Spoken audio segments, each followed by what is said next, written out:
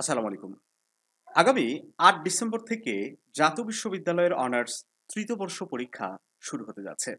সময় একদমই কম। কম সময়ে পরীক্ষার জন্য ভালো একটা প্রস্তুতি নেওয়ার জন্য দরকার ভালো গোছানো একটা সাজেশন।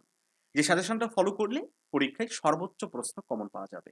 তোমরা অনেকেই বিভিন্নভাবে খবর পাচ্ছ যে প্রশ্নের প্যাটার্ন পরিবর্তন হয়েছে, বোর্ড প্রশ্ন রিপিট কম হচ্ছে বা একেবারে নতুন আঙ্গিকে প্রশ্ন করা হচ্ছে।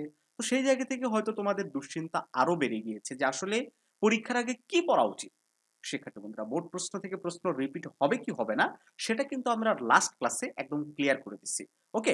আমরা লাস্ট ক্লাসে যেভাবে তোমাদেরকে ইনস্ট্রাকশন দিয়েছি সেভাবে পড়াশোনা করো। আশা করছি ভালো একটা প্রিপারেশন হবে আর ভালো একটা পরীক্ষাও তোমরা দিতে পারবে।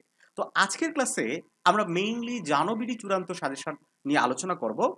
আমাদের সাজেশনটা নেই। যারা ভিডিওটা পজ করতে মানে স্কিপ করতে চাও, স্কিপ করতে পারো। আর যারা দেখতে চাও ২-৩ মিনিট সময় নষ্ট করে একটু দেখতে পারো। আমাদের সাজেশনটা আজকে কিরকম সেটা আমরা দেখাবো শিক্ষার্থী বন্ধুরা। প্রতিটা ডিপার্টমেন্টের একদম শেষ মুহূর্তে চূড়ান্ত শর্ট সাজেশন গুলো রেডি হয়েছে। তোমাদের মধ্যে অনেকেই ইতোমধ্যে সাজেশন গুলো সংগ্রহ করে নিয়ে আমাদের হোয়াটসঅ্যাপ প্রাইভেট গ্রুপে যুক্ত হয়ে গেছো। তো যারা হয়েছে তাদের তো প্রয়োজন নাই। তোমাদেরকে একদম ফাইনাল সাজেশনই দেওয়া হয়েছে। আর যারা হওনি তারা একটু দেখো আমাদের সাজেশনটা কিরকম। একেবারে সাজানো গুছানো প্রত্যেকটা প্রশ্নের পাশে একদম সাল উল্লেখ করে দেওয়া আছে। যে কোন প্রশ্ন কোন সালে এসেছে সেটা কিন্তু তুমি নিজে দেখলেও বুঝতে পারবে যে এই প্রশ্নটা এবারের জন্য আমরা কেন সাজেশনে দিয়েছি।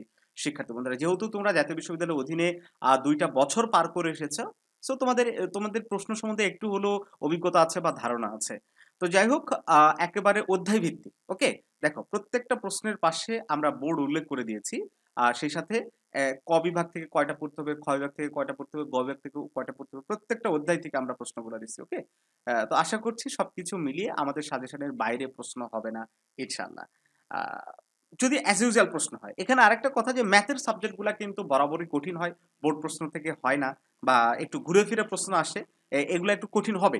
তোমার যদি ধরে নাও যে ৭ টা ৮ টা সাবজেক্টের মধ্যে পরীক্ষা, তো ৮ টা সাবজেক্টের মধ্যে যদি পরীক্ষা হয়, দেখা যাবে যে ৬ টা সাবজেক্ট তুমি কমন পাবা, ২ টা সাবজেক্ট তোমার কঠিন হবে। এটা এবছর নতুন না। আগে থেকে প্রতি বছর এরকমটা হয় যে ২-১ টা সাবজেক্টের প্রশ্ন অনেক হার্ড হয়, বাকিগুলো অ্যাজ ইউজুয়াল হয়। তো ২-১ টা প্রশ্নের জন্য আসলে আ তুমি ওই জায়গাগুলোতে অসহায়। কিছু করার থাকে না। একদম উদ্ভট প্রশ্ন করে। হ্যাঁ? যতটুকু সময় আছে তুমি একটু বোর্ড প্রশ্নগুলো নিয়ে একটু এনালাইসিস করো না কেন? গত বছরের বোর্ড প্রশ্নটা একটু দেখো। সবগুলো সাবজেক্টের। দেখবা যে ১ টা ২ টা পরীক্ষায় এরকম অনেক কোয়েশ্চেন হার্ড হয়ে গেছে। তো সেগুলাতে আমাদের কিছু করার নাই বা আমাদের শুধু কেন, যারা সাজেশন নিয়ে কাজ করে কারোরই কিছু করার থাকে না। সবাই অসহায়। তো যাই হোক, আমরা আশাবাদী এবং আমরা ইতিবাচক যে সবগুলো প্রশ্নই আমাদের সাজেশন থেকে কমন হবে। আশা করছি তোমরা কমন পাবে। তো যারা এখনো সাজেশনগুলো সংগ্রহ করোনি, স্ক্রিনে দেওয়া হোয়াটসঅ্যাপ নাম্বারে যোগাযোগ করো অথবা ভিডিও ডেসক্রিপশন বক্সে আমাদের সাথে যোগাযোগ করার আরো বিস্তারিত দেওয়া আছে। যোগাযোগ করে সাজেশনগুলো সংগ্রহ করে নিয়ে আমাদের হোয়াটসঅ্যাপ প্রাইভেট গ্রুপে এড হয়ে যাও। ভালো থেকো সবাই। দেখা হচ্ছে জানুয়ারির নতুন কোনো ক্লাসে।